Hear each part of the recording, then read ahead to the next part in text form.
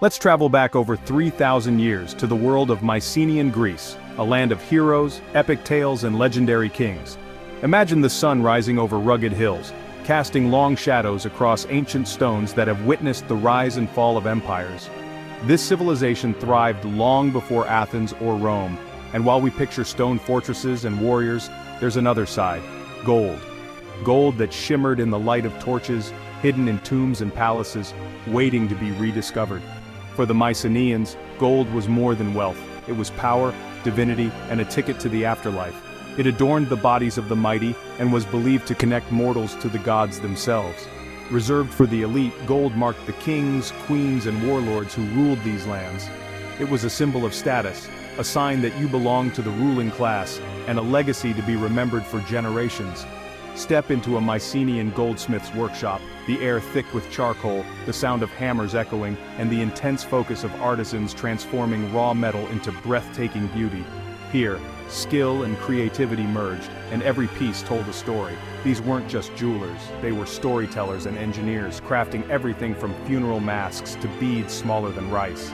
Their hands shaped myths into metal, preserving the beliefs and dreams of their people. Their gold work reveals not just wealth but mastery of materials and deep reverence for their craft. Each artifact is a testament to their ingenuity, patience, and the secrets passed down through generations. Each artifact is a clue, unlocking secrets of trade, social structure, and values. Through these treasures we glimpse the ambitions, fears, and hopes of a lost civilization. Where did the gold come from? Who made these treasures? What did it mean to be buried in gold? These questions drive archaeologists and historians to dig deeper, piecing together the puzzle of Mycenaean life. Every diadem, ring, and dagger is a piece of a vanished world. Each object carries echoes of ancient ceremonies, royal banquets, and the silent passage of time. Our journey leads to Thessaly, a northern frontier of Mycenaean Greece. Here the landscape holds secrets waiting to be revealed beneath layers of earth and history. Recent tomb discoveries here are rewriting what we know, revealing that sophisticated goldwork wasn't limited to the great palaces. Even in distant regions, artistry flourished and gold was cherished.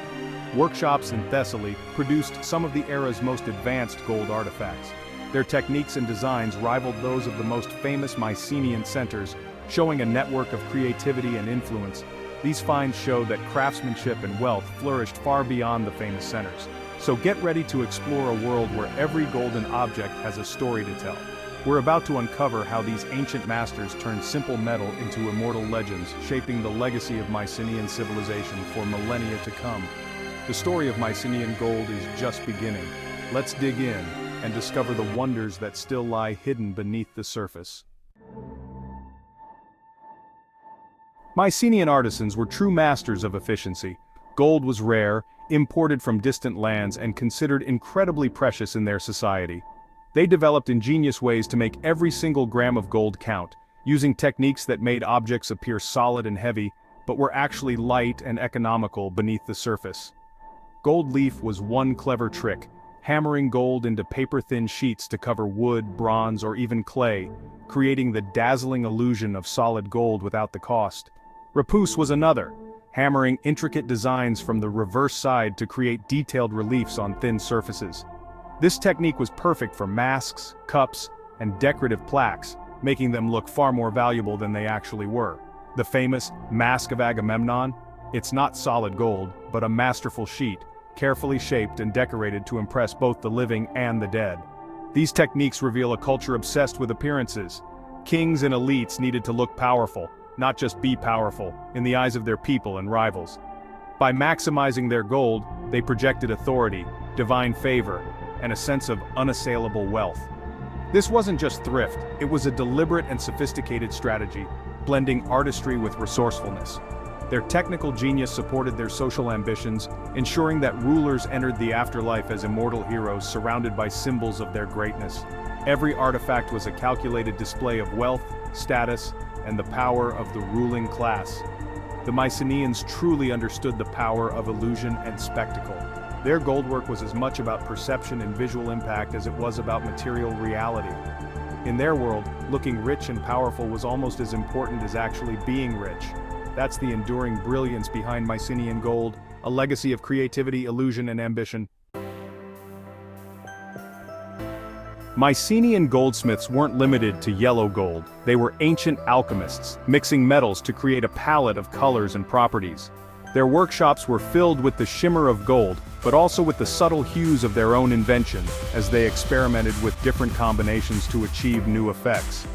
By alloying gold with silver, they made electrum, ranging from silvery yellow to greenish gold, adding contrast and depth to their designs. This allowed them to highlight certain features, making their jewelry and ceremonial objects stand out in ways that pure gold never could.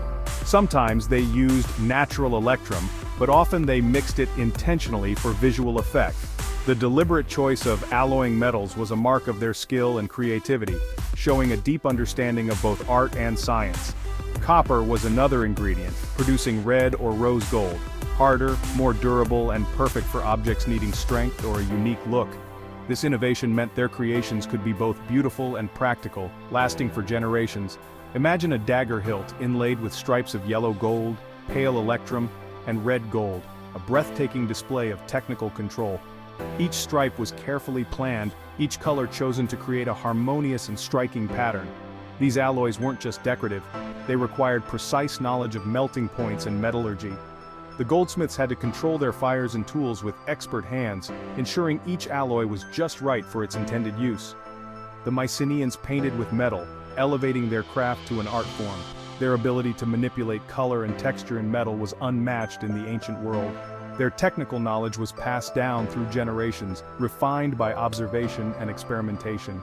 Young apprentices learned from masters, ensuring that each new generation built upon the discoveries of the last. Mastering alloys allowed them to create treasures that dazzled both scientifically and artistically. These objects were not only symbols of wealth and power, but also of the ingenuity and imagination of their makers. Their gold work was a blend of chemistry and creativity, a testament to the Mycenaeans' relentless pursuit of perfection in both form and function. The result, objects as impressive in their making as in their beauty, each piece telling a story of innovation, tradition, and the enduring allure of gold. For true Mycenaean mastery, look at their granulation, a technique so delicate it seems impossible without modern tools. Tiny gold spheres, smaller than a pinhead, were fused onto surfaces to create intricate patterns and textures. The process was a closely guarded secret, likely involving mineral glue and precise heating to fuse granules without melting them. The result? Jewelry with three-dimensional texture, catching light in dazzling ways. Granulation outlined shapes, formed spirals and rosettes, and added richness to beads and pendants. Owning such a piece was the ultimate status symbol, reserved for the elite. The technique wasn't invented by the Mycenaeans, but they perfected it, making it a hallmark of their finest jewelry. Its presence in tombs signals high-status burials and workshops connected to a wider world of ideas. Granulation was a sign of sophistication and global influence. These artisans weren't just skilled, they were innovators, pushing the limits of their craft. Their golden dots still dazzle us today.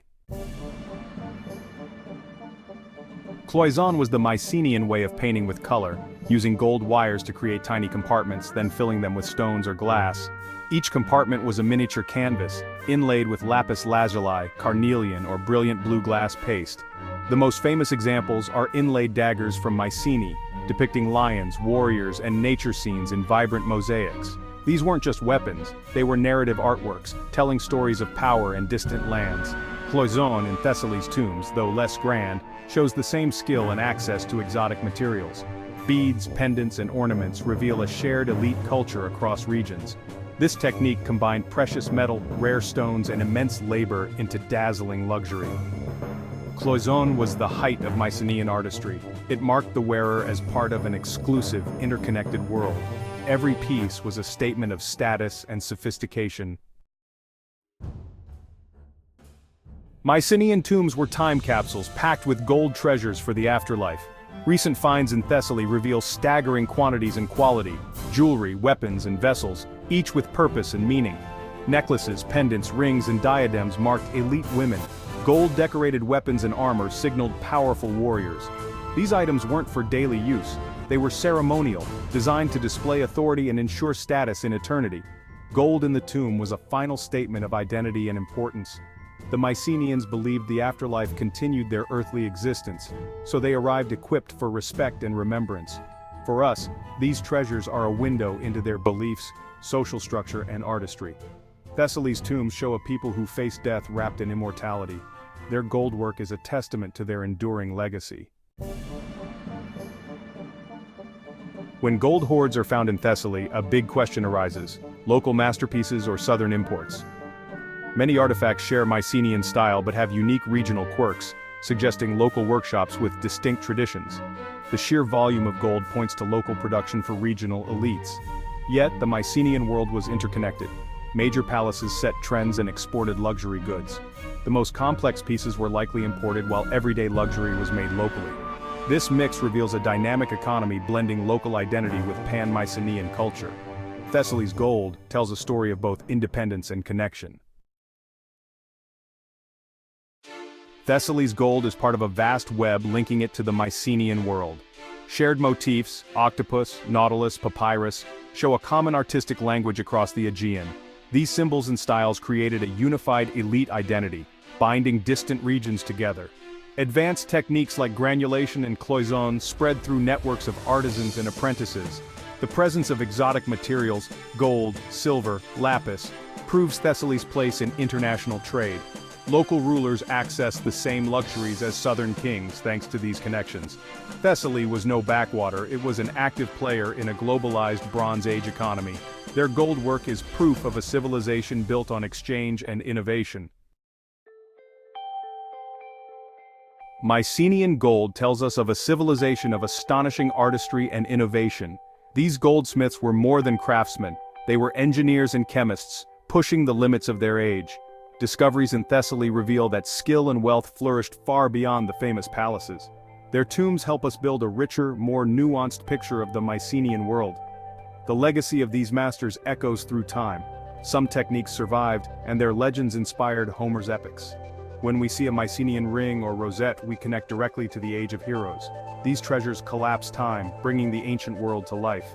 Mycenaean gold is more than metal, it's a story of beauty, status, and the quest for immortality. The secrets of their mastery still shine today, and that's a legacy that endures forever.